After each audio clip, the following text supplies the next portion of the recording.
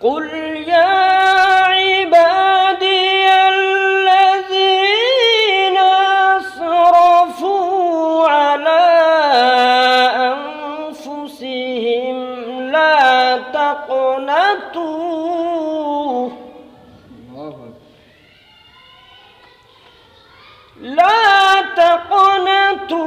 মির রাহমাতিল্লাহি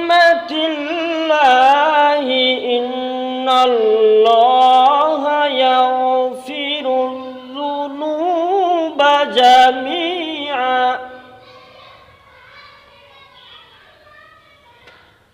ইন্নাহু হুয়াল গফুরুর রহিম।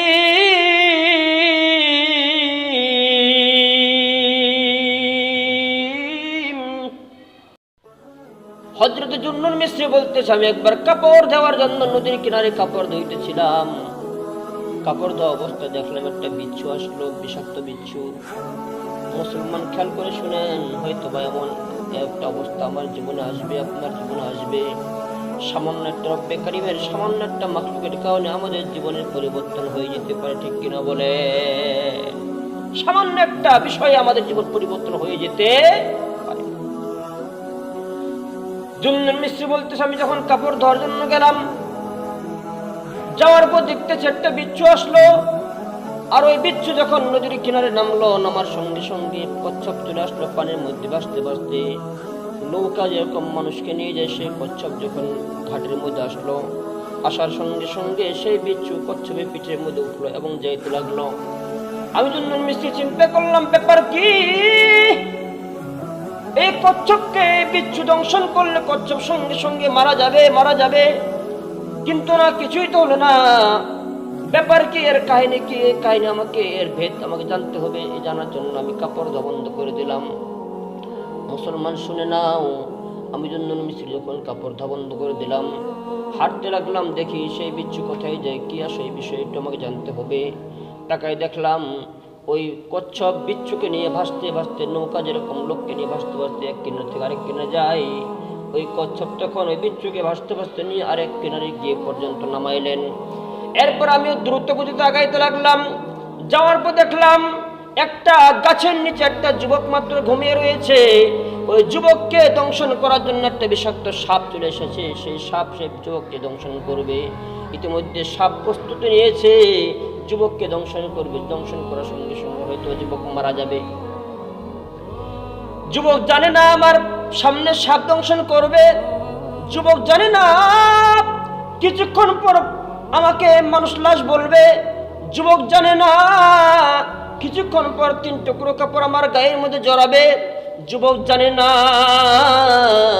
কিছুক্ষণ পর তার বাচ্চারা এতিম বলে বাবা বাবা বলে কাঁদবে।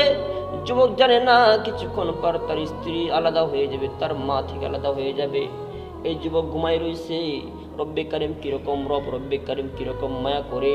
ও ভাই, যে রব সকালে ডাকলো বিকালে ডাকলো, কিন্তু আমি কোনোদিন নামাজের মধ্যে হাজিরা দিলাম না। মুয়াজ্জিন সাহেব যখন বলতে হাইয়া আলা সালাহ, ও আল্লাহর বান্দা শুনে নাও, দুনিয়ার সমস্ত কাজ থেকে নামাজ ভালো, নামাজ উত্তম, এসো নামাজের মধ্যে এসো। আমি তারপরও আসি নাই, হাজিরা দি নাই, মাওলাই কারিমের কাছে এসে সিজদা করি নাই। ও মুসলমান, এই যে দেখুন রমজান মাস এসেছে, রমজান মাসটাও কিন্তু আমাদের জন্য হেদায়েতের মাস। কিরকম হেদায়েতের মাস? আমি 11টা মাস গুনাহ করেছি, এমন গুনাহ করেছি যে গুনাহগুলো একত্র করতে গেলে গুনাহের কারণে আমার হয়তো জান্নাত যাওয়া সম্ভব হবে না, ঠিক কিনা বলেন?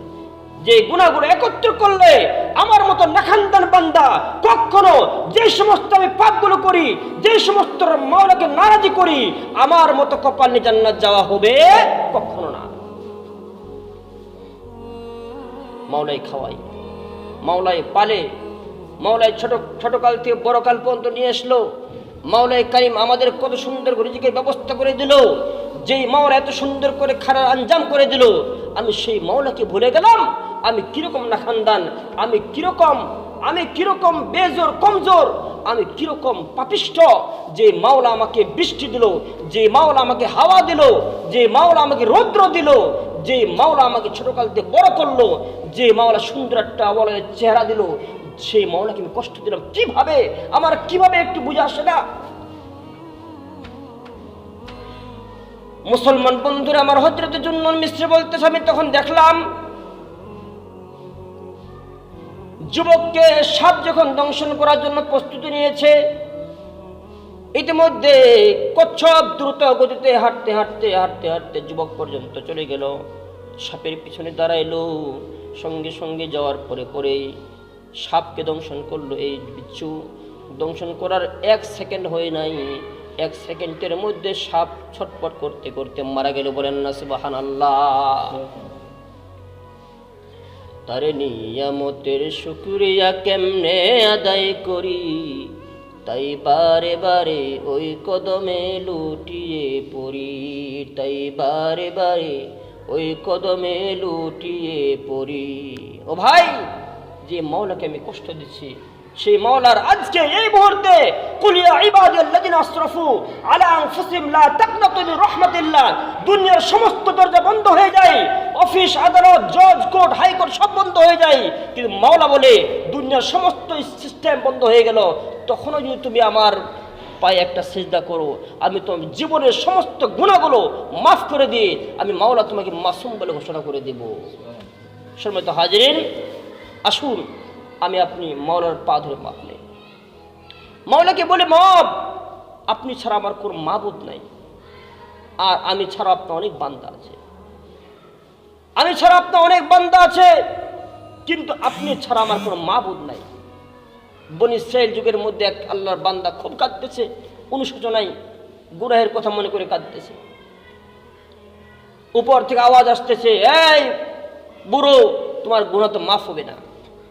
এই কথা তার বউ শুনছিল।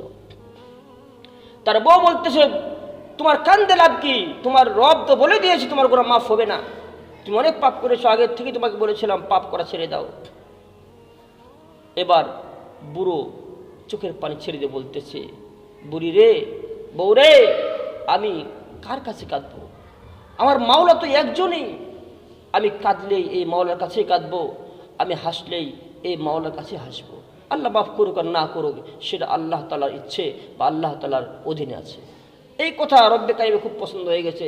রব বলছে, আরে এই পাপিষ্ঠর একটা কথা খুব ভালো লাগলো, আমাকে এই উসিলা করে আমি তোমাকে যাও জীবনের গুনাহগুলো মাফ করে দিলাম।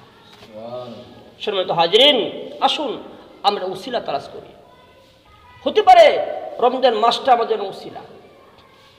রোজা রাখুন, মানুষকে রাখতে উৎসাহিত করুন, ইফতার খাওয়ার ইফতার ব্যবস্থা করে দিন।